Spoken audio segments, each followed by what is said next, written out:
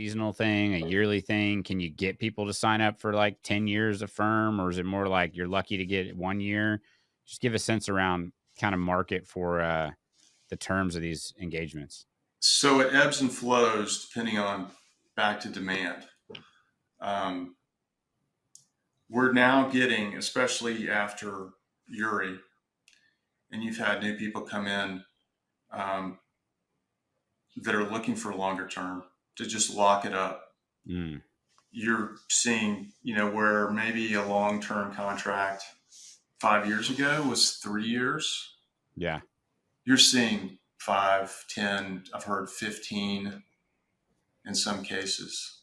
it's bullish for Yes. I storage, mean, right? yeah, it is bullish because, when somebody comes in and takes out 10 years, that capacity is just gone for the whole cycle.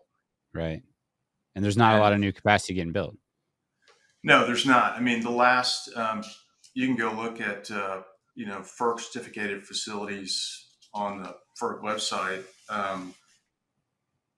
And I think the last one I saw was updated like 2016. Just not really a hot topic. Um, and there have been some expansions of existing facilities over the last 10 years, but really the last new facility was built in 2010, 2011. I think Sempra has a project over in Louisiana. They want to build to serve LNG, but otherwise not much has been built. For sure. Just the appetite from the financial world, because I know a lot of these you mentioned it's high capex and investment.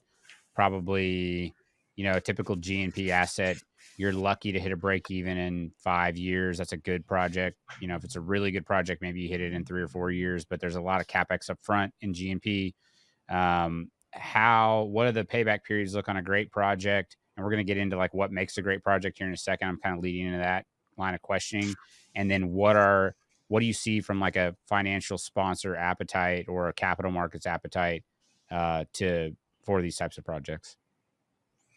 So I'd say that depending on what kind of metric you want to look at, um, a 7-year payback or less Yeah. is good. You're talking about a lot of capital that you can deploy. You're going to have long-term customers with good credit. Otherwise, it won't get built, most likely.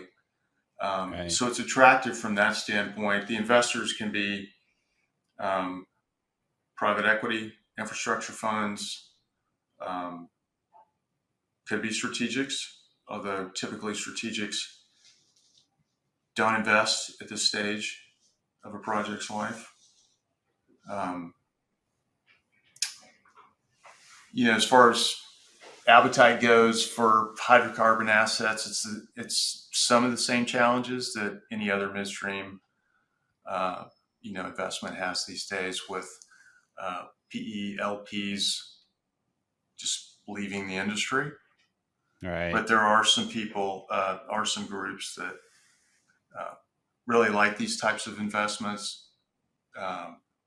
You got to have a vision on where the fundamentals are headed, and I think the fundamentals are headed in a positive direction. 7 years is not surprising to me. I think 7 years is probably closer to what most GNP assets are at, especially if you're building a cryo plant or a large centralized facility or major trunk lines.